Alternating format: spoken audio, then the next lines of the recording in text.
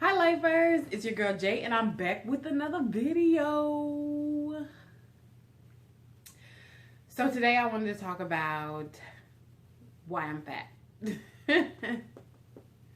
Sounds so weird just saying that.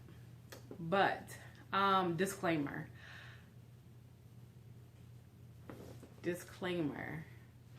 None of these reasons individually are why I'm fat.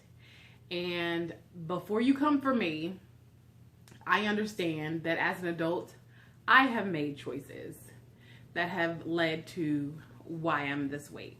But I want to give you a little bit of history, let you know a little bit about my upbringing, a little bit about my childhood. So, why I'm fat. As I've told you guys before, I grew up with not a lot. When I say not a lot, I mean not a lot financially, because we had a lot of love, we had a lot of fun, we had a lot of family, so we had a lot in those areas.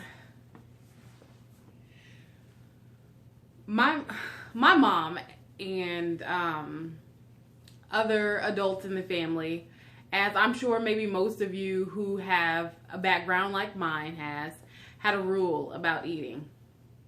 You need to clean your plate. You need to finish everything that is on your plate.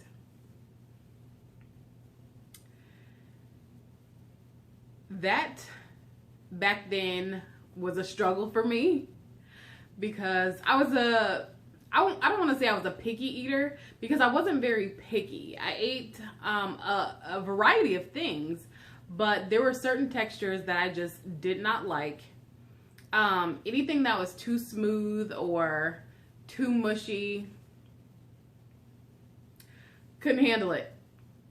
It triggered my gag reflex immediately. So, it's an example. So one time, I don't even know what the rest of the meal was, but I know the side dish was, I don't know what brand it was back then, but it's something similar to, I don't know if you guys ever heard of the Knorr pasta sides, but it's just like dried pasta with seasoning mix or a sauce mix with it. And this one happened to be Alfredo. For whatever reason, I hated Alfredo. So I was happy about whatever else my mom was cooking. And then I seen this white blob of noodles that are like this long on my plate with green specks in it. And at the time, I didn't know what the green specks were, but I knew that I did not like them. I didn't like the mush of the noodles. I did not like the flavor of the sauce. I didn't like anything about it. So my brother, my sister, and I, my mom, we were all eating. And of course, I'm eating everything else but this white blob. And my mom's like, you better eat those noodles. You're going to eat those noodles. And I'm just like, I don't like them. I don't like them. I can't, Mom. I don't like them. And my brother and sister are trying to push me to eat these noodles. They're trying to tell me different ways that I can do it. Plug your nose. Just put them in your mouth and swallow it with water. Mix it with your meat. Take a bite with your meat. And of course, I'm just like, if I mix it with my meat, then my meat's going to be nasty. I'm not going to enjoy any part of this meal. So mom's like, clean your plate or you're not going to get up from this table. You're not going to get up from this table until you clear your plate. Everybody else finishes their food. They put their dishes in the sink. I'm still sitting there. My mom walks by. I'm not playing. Clear your plate. Clear your plate. I'm not playing. I am still sitting there. You guys, I sat at that table until it was bedtime. I fell asleep at that table. I put my head down and I was out. I never ate those noodles. I was never able to eat those noodles. There was another instance. Cream of wheat. Oh, to this day, you guys, to this day, I cannot eat cream of wheat. I cannot make myself eat cream of wheat.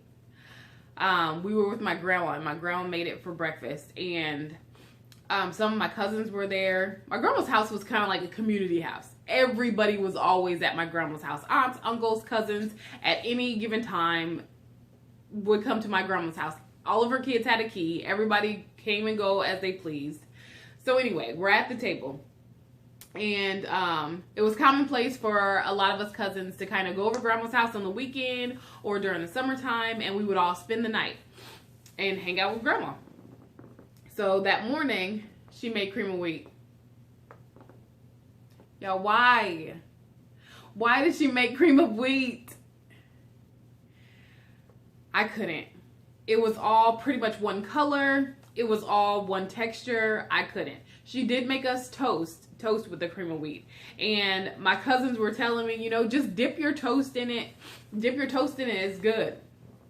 Add some more sugar. It'll be fine. I tried my hardest, you guys. I did not want to disappoint my grandma. I did not. So I picked up my spoon. I put it in my mouth and the gagging began. I could not keep it in my mouth. I definitely could not swallow it. It was not going down the hatch at all. Wasn't happening. Again, I needed to clean my plate, or in this case, bowl, but still, I needed to clean my plate. Everybody's up. Everybody's putting their dishes in the sink. Everybody's getting to go on, continue what they're doing, playing. I could not. I had to sit there until I cleaned that plate. You guys, I sat there for I don't even know how long. By the time, when I got the bowl of cream of wheat, it was piping hot. By the time I got up, it was nearly solid.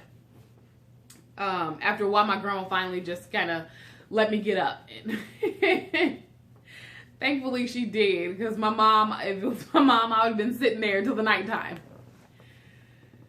I don't know who else, you know, had parents or relatives who had the philosophy of clean your plate. Back then, I didn't get it. I didn't understand it. I thought it was mean and rude and all of those things. And I understand now, looking back, that it was because we didn't have much. And I think sometimes, especially when we were at home, my mom wanted us to clear our plate because she had already mapped out how much food we had, how much food we were going to get, if any, and these were the meals, and that was it. And if you didn't eat all of your food, then you possibly would be hungry, you know, before the next meal.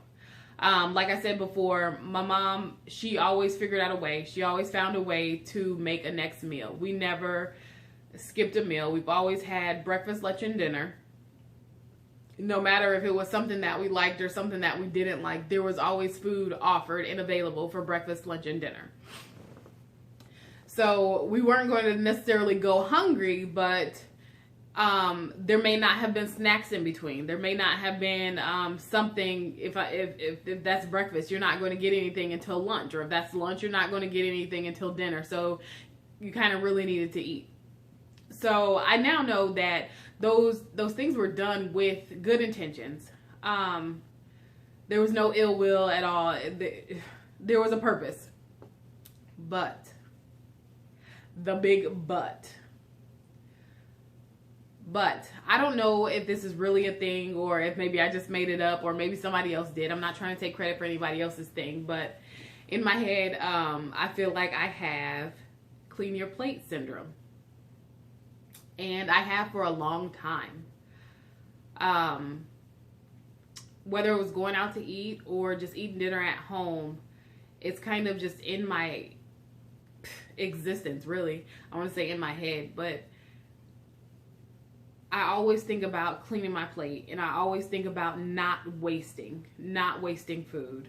So if I go out to eat, and sometimes maybe it's a large meal or things like that, I have a very hard time with stopping, even when I'm full, even when I'm beyond full.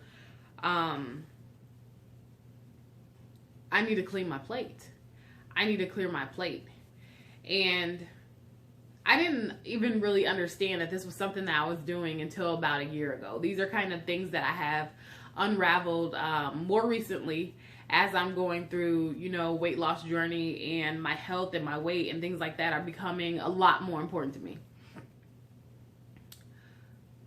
But this has always been a struggle with mine. And even still today, I struggle with it. There are days when I'm just like, why did I eat that? Why did I finish that? Why didn't I just put it in the refrigerator for later? Because I don't have to throw it away, you know? But then sometimes there's like, I don't know, something like a cheeseburger or something like that. If I've eaten, 3/4 of a cheeseburger and there's only a couple of bites left, I struggle with, if I put this in the refrigerator, am I really going to eat this? Am I going to reheat a cheeseburger that is already dressed and has a bun on it? Probably not. Probably not, which means that this is going to go in the trash, which means I just wasted food. Food that was pretty valuable when I was younger, And I still kind of have that in my mind that we don't waste it, we don't throw it away, because at any time you could not know where your next meal is coming from. Thankfully, right now we're not in that position. With my family, we have food, and we don't have a thought of not knowing where the next meal is going to come from or having to ration things out. But I still have that thought in the back of my mind that maybe at some point I could. And I don't ever want to get to that point and then think like, darn, I should not have thrown away this, or I should have finished that, and then my belly would be full. So I struggle with that a lot. A lot. I remember one day, this was a couple of weeks ago, one of the days that I told you guys I had Popeyes. I ate, or no, it wasn't Popeyes, it was the grocery store chicken. I think I ate 2 pieces, and I was completely satisfied after one. But there were 2 pieces on my plate, and I had put hot sauce all over them. And I said, in my mind, I'm just like, I'm not going to reheat this with hot sauce all over it. So if I don't eat this, it's going in the trash. And I continued to eat like half of that second piece, even though I didn't want it. I didn't want it. I didn't have a desire for it. I wasn't hungry anymore. But those thoughts, those memories, those old behaviors, they just came creeping back. And then there's a lot of times where I do it where I don't even realize I'm doing it. I don't even know that's the reason why until kind of afterwards. Hindsight, 2020, right? I don't know. So that's one of the things that I struggle with. That's one of my reasons or my excuses, or however you would like to say it. But that's definitely one of the things that I'm working on, is being more mindful. And some of the ways that I'm doing that, and I'm not perfect, you guys. Like I told you just recently, a couple weeks ago, I had that same mentality or that same slip up. But some of the things that I'm trying to do to counteract this is putting a lot less food on my plate. If I put less food on my plate, then I'll have less to overeat, if that makes any sense. And then if I want more, I can go back and get more. But I won't have that dilemma or that struggle in my head of, oh, it's just 4 more bites. Let me just finish these 4 more bites. Because 4 more bites is still extra calories. And it doesn't seem like a big deal when it's one meal. But when you think 2 meals for me, but usually 3 meals for most people in a day, and you multiply that by the week and then the month, that's a whole lot of extra calories that you could have saved by just avoiding the issue in the first place. So that is one thing I have been doing to try and counteract things. And then another thing I kind of touched on before is just saving it and putting it in the refrigerator. Like I said, waste is hard for me. I don't like to see things that are perfectly good, perfectly useful, go in the trash can. Especially food, like I said, when it was such a...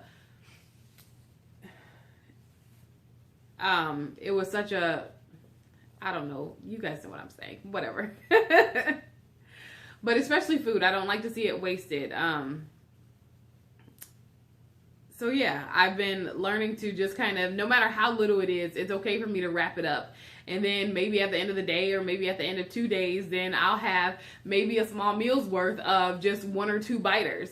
And that's okay. Or maybe my kids will come through, since they're small and they eat a whole lot less than we do. Maybe they'll have it.